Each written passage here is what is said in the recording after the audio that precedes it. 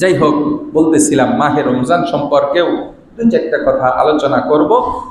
মাহে রমজান এটা অত্যন্ত দামি মাস, এটা অত্যন্ত দামি মাস।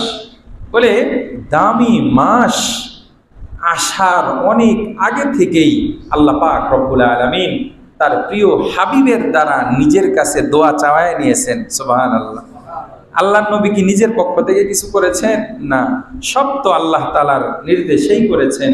জিবরাইল আমিন যেটা করতে বলেছেন সেটাই তো তিনি করেছেন।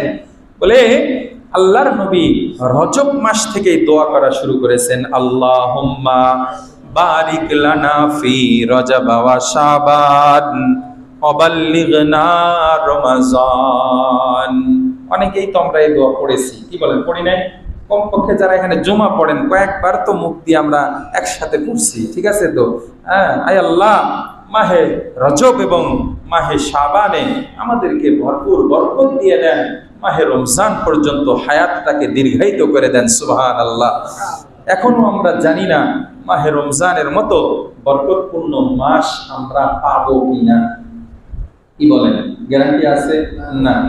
এক মুহূর্ত আগেও তো আমরা ইন্তেকাল করতে পারি, এক সেকেন্ডের গ্যারান্টি নাই। যে কোনো মুহূর্তে আমাদের মৃত্যু, মালাকুল মউত সামনে চলে আসতে পারে। আমাদের কত বাহাদুরি, আমরা কত এই 3.5 হাত বডির মালিকানা পেয়ে, কি বলেন? আচ্ছা বলেন, একটা কথা বলি, আমরা যে মানুষ, তাই না? অনেকে সুন্দর চেহারার অধিকারী, অনেকে কালো, অনেকে সুঠাম দেহ, অনেকে একটু দুর্বল, অনেকে অনেক ক্ষমতাবান, অনেকে একদম দুর্বল, অনেকে অনেক সম্পদশালী, অনেকে ফকির মিসকিন, অনেকে অনেক বড় নেতা, কিন্তু আর একজন সাধারণ একজন মানুষ। বলেন এর এই কার্যকারিতা কতটুকু সময়? যতক্ষণ আমি আপনি হায়াতে আছি, কি বলেন? যতক্ষণ আমি আপনি হায়াতে আছি ততক্ষণই তো। আচ্ছা, হায়াত যখন শেষ হয়ে যাবে, আচ্ছা বলেন আমাদের থেকে আমাদের দেহ কি চলে যায়? না, দেহ তো যার জায়গার জায়গা মতেই থাকে। শুধু থাকে নাকি ভিতর থেকে রূহটা চলে যায়, রূহটা চলে যায়, সাথে সাথে আমাদের সবার নাম এক হয়ে যায়। এখন তো আমার নাম জাকারিয়া, আমাদের মুয়াজ্জিন সাহেব নাম আবু দাউদ, অমুকের নাম আব্দুর রহমান, অমুকের নাম আব্দুল কুদ্দুস, অমুকের নাম আব্দুস সাত্তার। এক একজনের এক এক নাম। শুধুমাত্র রূহটা বিদায় নিয়েছে। যেই রূহ আজ পর্যন্ত কেউ দেখেছি? কি বলেন, দেখছেন? না। আপনার রূহটা আপনি দেখছেন? আপনার ভিতরে তো একটা রূহ আছে, নাকি বিশ্বাস করেন না? কে কে বিশ্বাস করেন না? হাত তোলেন তো। না বুঝে হাত তুলছি শাহজাহান ভাই। বিশ্বাস উনিও করে, উনিও কি বিশ্বাস করে? আমার আপনার ভিতরে রূহ আছে, তাই আমরা জীবিত, তাই আমরা কি জীবিত।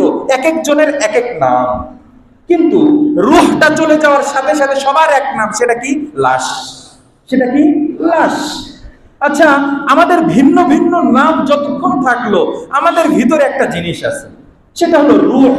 জিন্দেগিতে দেখেন নাই, জিন্দেগিতে আপনারটাও আপনি দেখেন নাই, আমারটাও আমি দেখি নাই, কারোটাই আমি দেখি নাই, তবে বিশ্বাস করি 100%। কেন? কারণ রূহ না থাকলে তো সে লাশ। একদিন আমার সামনে আমার বাবা লাশ, মা লাশ, চাচা লাশ, চাচি লাশ, পূর্বপুরুষ সবাই লাশ, আমিও লাশ হব, পরবর্তী প্রজন্মও লাশ। কিন্তু যেটা আসলো আর গেল, কেউ তো দেখলাম না। কিন্তু বিশ্বাস কি কেউ বাদ দিছি? না। কিন্তু আল্লাহ প্রতি আমাদের বিশ্বাস কম। যখন আল্লাহর প্রতি বিশ্বাস একটু কম আসবে, বুঝবেন শয়তান একটু ধোঁকা মারতেছে। আপনার যখন কবরের আযাব, কবরের জান্নাত জাহান্নামের বিষয় আসবে, যখন দেখবেন একটু সন্দেহ সন্দেহ ভাব, তখন বলবেন এই তোর রূহ কই?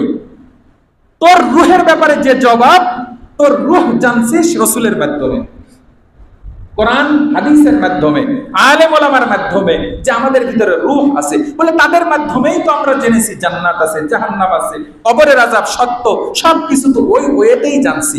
যে আমারটা বিশ্বাস করব আর অন্যগুলি বিশ্বাস করব না, এটা তো হতে পারে না। কিছু মানবো কিছু মানবো না, তা হবে না, তা হবে না। কথাটা বুঝেছি? তার মানে বোঝা গেল আমার ভিতর থেকে রূহ যেটা, এটাই হলো আসল বিষয়, এটার উপরই সবকিছু হবে। এই জন্য সামান্য দুনিয়ার এই ক্ষমতার জন্য, সামান্য দুনিয়ার সম্পদের জন্য, সামান্য দুনিয়ার একটু নেতৃত্ব পাওয়ার জন্য, সামান্য দুনিয়ার যা কিছু আছে এগুলোর জন্য আমি যদি আমার আখিরাতের জীবনটা নষ্ট করি, তাহলে কি আমি বুদ্ধিমান হব? না, আমি হব সবচাইতে বড় বোকা, সবচাইতে বড় বোকা, সবচাইতে বড় বোকা। এই জন্য মাহে রমজান আসতেছে আমাদের সামনে। মাহে রমজানের প্রস্তুতি গ্রহণ বিশ্বনবী 2 মাস আগে থেকেই শুরু করেছে। আমরাও শুরু করার উচিত ছিল, কিন্তু আমরা বেখবর ছিলাম।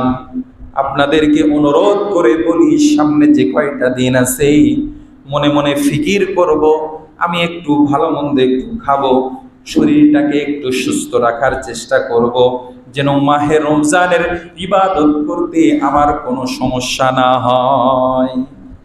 তাহলে এই কয়েকটা দিনের ভালো খাওয়া, ভালো পড়া, নিজেকে একটু ভালো রাখার চেষ্টা করা, প্রত্যেকটা বায়েসে আজর হবে, প্রত্যেকটা আমার আখিরাতে মুক্তি পাওয়ার, আখিরাতে প্রতিদান পাওয়ার কারণ হবে। পক্ষান্তরে আমার মাহে রমজান আসতেছে, যেটাকে নিয়ে কোরআন হাদিস এত তোলপাড় করতেছি, যেটা নিয়ে ওলামায়ে কেরাম বারবার তাগিদ দিচ্ছে, আমার ভিতরে সেটা নিয়ে একবারও চিন্তা করলাম না। আর মৃত্যুর পরে জান্নাতের আশা নিয়ে বুক বেঁধে রাখলাম। আমার চাইতে বোকা আর পৃথিবীতে কেউ হবে না। এই জন্য মাহে রমজান আসতেছে, মাহে রমজানের প্রস্তুতি আমাকে এখন থেকে গ্রহণ করতে হবে। মাহে রমজানের নিয়ত করতে হবে, প্রতিটা রোজা আমি আদায় করব ইনশাআল্লাহ, প্রতিটা তারাবি আমি যথাযথভাবে আদায় করব। মাহে রমজানে আমি ট্রেনিং শুরু করব। মাহে রমজান থেকে ইনশাআল্লাহ আমি আমার যেই গুনার ফিরিস্তিটা আমার জীবনে আছে, আমার লাইফের সাথে জড়ে আছে, আমার জীবনের সাথে যেটা জুড়ে গেছে, অমুক গুনাহ তমুক গুনাহ আমি নিয়মিত করতেছি, হর হামেশা করতেছি, এই মাহে রমজান থেকে আমি শুরু করে দেব, অনুশীলন শুরু করব, আমি চেষ্টা শুরু করব যে আমি এই গুনাহগুলি ছেড়ে দেব। ঠিক আছে না ইনশাআল্লাহ? বলে আমি যতটুকু আমল করি আলহামদুলিল্লাহ, আল্লাহ তাআলার খাস মেহেরবানিতে এতটুকু তো করতেছি, কিন্তু মাহে রমজান আসলে এই নেক আমলের আমার এই লিস্টের ভিতরে নতুন নতুন আমল আমি লিস্ট করব। ঠিক আছে না ইনশাআল্লাহ? আমি এখন 5 ওয়াক্ত নামাজ নিয়মিত আদায় করি, আমি মাহে রমজান থেকে শুরু করব, ইশরাকটা শুরু করব ইনশাআল্লাহ। বিশেষ করে যারা তাহাজ্জুদ নামাজ পড়ার সৌভাগ্য হয় না, মাহে রমজানের আগে থেকেই প্রিপারেশন নেওয়া শুরু করেন যে মাহে রমজানের রোজা রাখতে হলে সেহরি তো আমরা খাবোই। কি বলেন, সাহরি খাবো না? বলে সাহরি যেহেতু খেতে উঠবই, মা বোনটা তো আগেই উঠবে, আমি একটু আরো আগে উঠবো, আমি একটু আরো আগে উঠবো, উঠে আমি তাদের সাথে উঠে যাব, তারা রান্নায় ব্যস্ত থাকবে। হতে পারতো, এমনও তো হতে পারতো যে সে ছেলে হতো আমি মেয়ে হতাম, এরকম হতে পারতো না? তাহলে আমি যদি মেয়ে হতাম তাহলে তো আমার ওই কাজগুলো করা লাগতো, তাহলে ও ঘুমিয়ে থাকতো। আল্লাহ তো কুদরতি ভাবে ওরে মেয়ে বানায়া ওর দ্বারা পাকশাক করাচ্ছে, আমাকে আল্লাহ তাআলা নিজ কুদরতে ছেলে বানাইছে। তাহলে আমি এতটুকু সময় ইবাদতে লাগায় যাই, তাহাজ্জুদের নামাজ আদায় করি, আমার বিবির জন্য দোয়া করি, আল্লাহ আমার বিবি তো রান্না করতেছে, আমি তো রান্না না করার কারণে তাহাজ্জুদ করতেছি, আমাকে ওকে দুইজনকে সব দিয়ে দাও। সুবহানাল্লাহ। আপনি বিবাহ করেন নাই, মার জন্য দোয়া করেন, বোন পাক করে দেয়, বোনের জন্য দোয়া করেন। ঠিক আছে না ইনশাআল্লাহ? যদি এরকম হয়, আমলের পরিবেশ কায়েম হয়ে যাবে ইনশাআল্লাহ, রহমতের পরিবেশ, প্রত্যেকটা মুমিনের ঘর শুরু হয়ে যাবে। কোরআন শিক্ষা শুরু করে দেন মাহে রমজানে।